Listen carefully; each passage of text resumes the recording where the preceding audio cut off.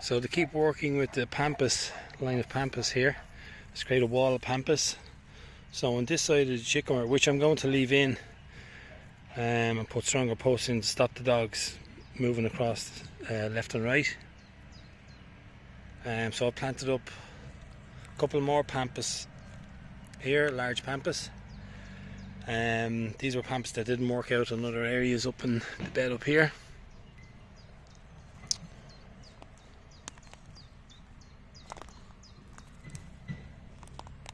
I think one is a pink flowered and one is the white flowered. I mean, one of them is pink. But what I'm after doing, one of the seeds that I brought back from Montpellier, the loquat tree, I put on this side. You see the new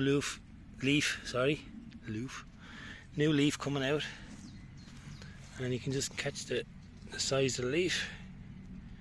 The leaves on the tree, which I took the fruit from in Montpellier, it was in my son's back garden. The leaves were huge and it was in full sun. Normally you'd expect leaves in full sun to get a bit smaller, but they were all like this, really dark.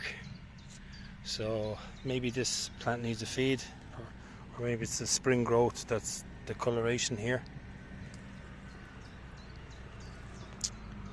So that's one of the loquats from Montpellier, one of the seed grown.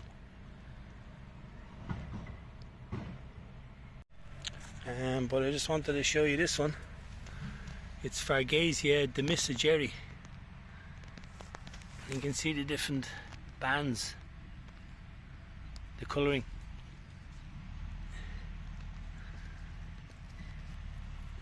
And it went through this winter no problem. Demissa Gerry, I think it's from Gansu in China. Clumping bamboo.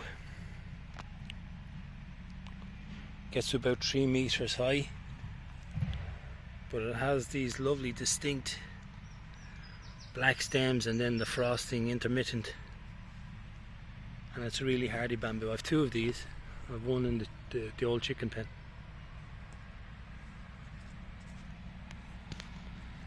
It's over 6 feet now. One of the stems over 6 feet. Fargesia demissa Gerry.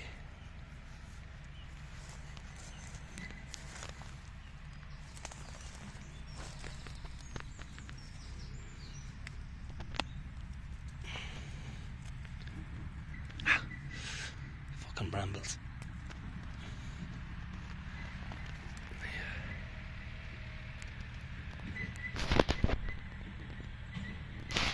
Right, so another transplant I did after putting in the big trachycarpus fortunei, and there's a smaller trachycarpus fortunei over here, and we have the waggy over here on the right. I had a trachycarpus winsan in here, and like if that grew up, it wouldn't look balanced out. Maybe if it was in the far corner it might be okay, but I've a lot of bamboos, and they're going to be big bamboos, clumping bamboos, and Cuba japonicas, 2 different types in there.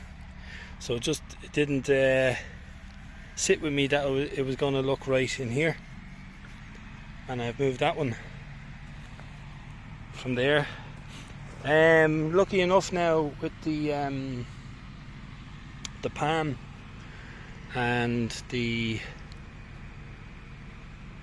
loquat, where Max is actually standing in there, one of the loquats, because they're still small at the moment, I was able to work around them with the shovel and take up all the root ball. So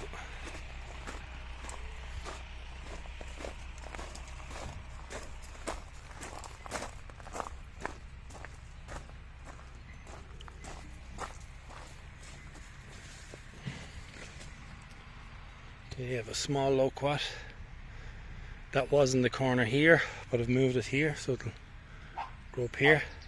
So I've moved the trachycarpus winsan into the back here. Kind of an elevated ground falls away. Didn't have much problem, plenty of gravel and stone in there as well, so I was able to blend it up, put my own compost in. It's looking rough after the winter, but I don't mind it. It has a spear here, it's not spear pulling. So that's trachycarpus winsan. I didn't want to put it down into the field or into the wood because it would basically all the other trachycarpus fortunei are going down that direction, and I only have the one, so I'll keep that here with the two hybrids that I recently planted. So it's trachycarpus winsan in semi-shade. Right, and just the last update here on this Scheffler Taiwaniana. This is the one that Max got at.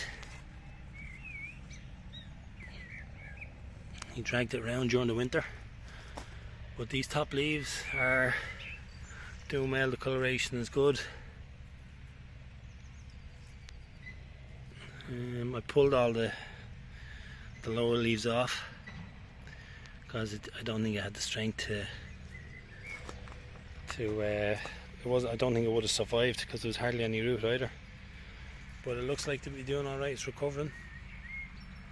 These are really tough plants and they survive on like a zone 8B, and there's no protection or anything. This is one of the first ones. It's absolutely trebled. The trunk is getting huge.